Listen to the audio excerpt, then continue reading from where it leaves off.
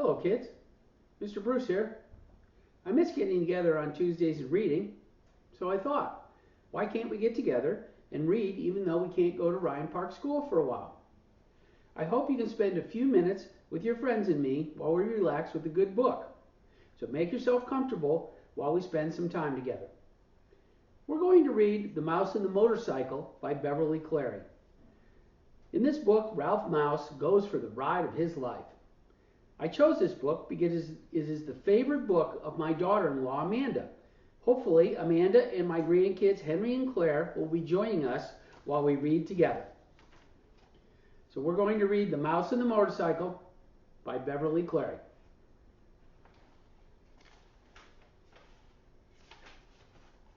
Chapter 1, The New Guest. Keith, the boy in the rumpled shorts and shirt, did not know he was being watched as he entered room 215 of the Mountain View Inn. Neither did his mother and father, who both looked hot and tired. They'd come from Ohio and for 5 days had driven across plains and deserts and over the mountains to the old hotel in the California foothills, 25 miles from Highway 40.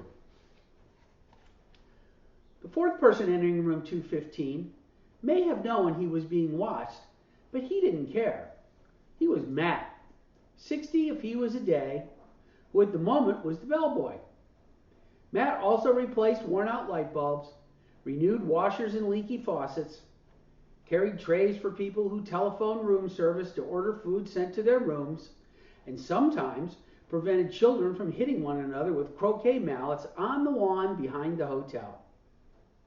Now, Matt's right shoulder sagged with the weight of one of the bags he was carrying. "Here you are, Mr. Gridley. Rooms 215 and 216, he said, setting the smaller of the bags on a luggage rack at the foot of the double bed before he opened the door to the next room. "I expect you and Mrs. Gridley will want room 216. It's a corner room with twin beds and a private bath." He carried the heavy bag into the next room where he could be heard opening windows. Outside, a chipmunk chattered in a pine tree and a chickadee whistled. Fee, bee, bee. The boy's mother looked critically around room 215 and whispered, "I think we should drive back to the main highway. There must be a hotel with a vacancy sign somewhere. We didn't look long enough." "Not another mile," answered the father. "I'm not driving another mile on a California highway on a holiday weekend. Did you see the way that truck almost forced us off the road?" "Dad, did you see those two fellows on motorcycles?" began the boy and stopped, realizing he should not interrupt an argument. "But this place is so old," protested one boy to the other, "and we will only have 3 weeks for our whole trip. We'd planned to spend the 4th of July weekend in San Francisco, and we wanted to show Keith as much of the United States as we could." "San Francisco will have to wait, and this is part of the United States. Besides, this used to be a very fashionable hotel," said Mr. Gridley. "People came from miles around." "50 years ago," said Mrs. Gridley, "and they came in a horse and buggy." The bellboy returned to room 215. "The dining room opens at 6:30, sir. There is ping pong in the game room, TV in the lobby, and croquet on the back lawn. I'm sure you'll be very comfortable." Matt, who had seen guests come and go for many years, knew there were two kinds. Those who thought the hotel was a dreadful old barn of a place, and those who thought it charming and quaint, so quiet and restful. "Of course we will be comfortable," said Mr. Gridley, dropping some coins into Matt's hand for carrying the bags. "But this big old hotel is positively spooky," Mrs. Gridley made one last protest. "It's probably full of mice." "I wouldn't mind a few mice," the boy said, as he looked around the room at the high ceiling, the knotty pine walls, the carpet so threadbare that many of its roses had almost entirely faded, the one chair with the anti-mascara on its back, the wash basin and towel racks in the corner of the room. "I like it here," he announced. "A whole room to myself. Usually, I just get a cot in the corner of a motel room." His mother smiled, relenting. Then she turned to Matt. "I'm sorry. It's just that it was so hot crossing Nevada, and we're not used to mountain driving. Back on the highway, the traffic was bumper to bumper. I'm sure we shall be very comfortable." After Matt had gone, closing the door behind him, Mr. Gridley said, "I need a rest before dinner. 400 miles of driving and that mountain traffic, it was too much." "And if we're going to stay for a weekend, I'd better unpack," said Mrs. Gridley. "At least I'll have a chance to do some drip drying." Alone in room 215, and unaware that he was being watched, the boy began to explore. He got down on his hands and knees and looked under the bed. He leaned out the open window as far as he could and greedily inhaled deep breaths of pine-scented air. He turned the hot and cold water on and off in the wash basin and slipped one of the small bars of paper-wrapped soap into his pocket. Under the window, he discovered a knothole in the pine wall down by the floor, and squatting, poked his finger into the hole. When he felt nothing inside, he lost interest.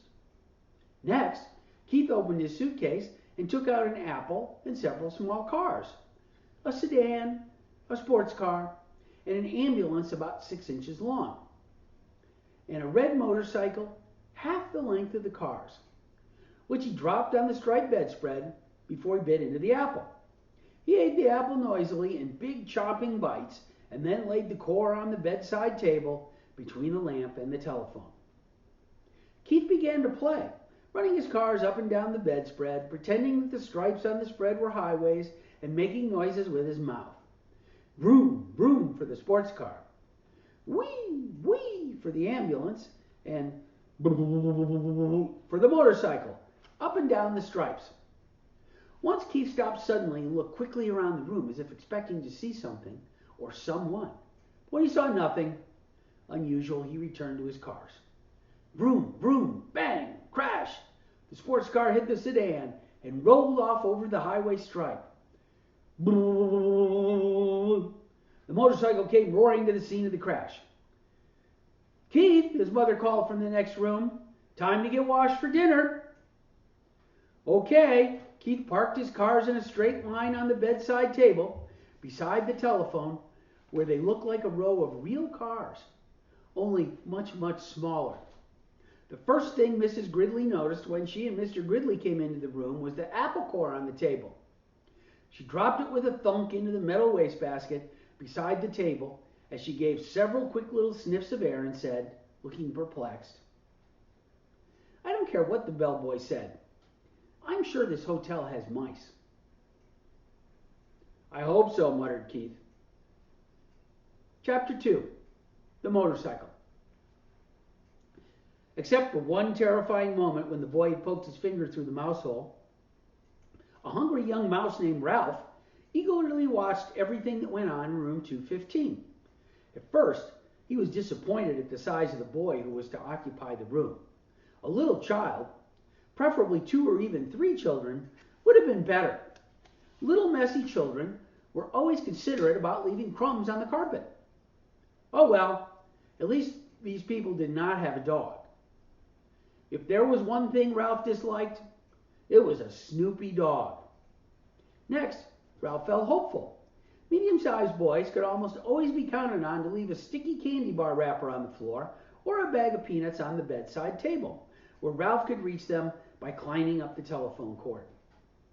With a boy this size of the food, though not apt to be plentiful, was almost sure to be of good quality. The third emotion felt by Ralph was joy when the boy laid the apple core by the telephone. This was followed by despair when the mother dropped the core into the metal wastebasket. Ralph knew that anything in the bottom of a metal wastebasket was lost to a mouse forever. The mouse lived not by crumbs alone, and so Ralph experienced still another emotion. This time, food was not the cause of it. Ralph was eager, excited, curious, and impatient all at once. The emotion was so strong it made him forget his empty stomach. It was caused by those little cars, especially that motorcycle, and the boop boop boop boop boop boop boop boop sound the boy made. That sound seemed to satisfy something within Ralph, as if he'd been waiting all his life to hear it. Boop boop boop boop boop boop boop boop boop boop boop boop went the boy.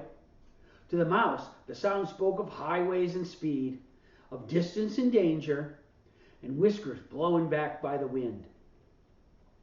The instant the family left the room to go to dinner, Ralph scurried out of the mouse hole and across the threadbare carpet to the telephone cord, which came out of a hole in the floor beside the bedside table.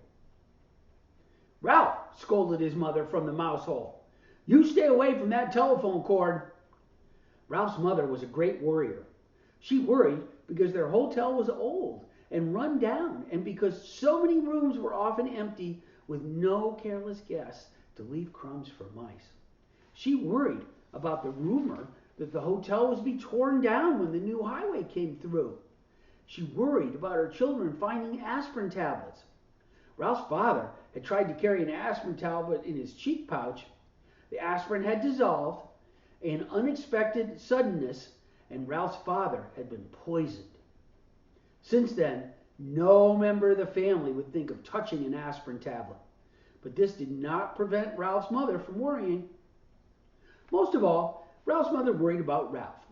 She worried because he was a reckless mouse who stayed out late in the daytime when he should have been home safe in bed. She worried when Ralph climbed the curtains to sit on the windowsill to watch the chipmunk in the pine tree outside and the cars in the parking lot below.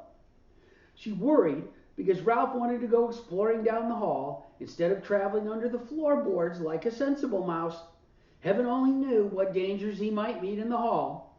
Maids, bellboys, perhaps even cats.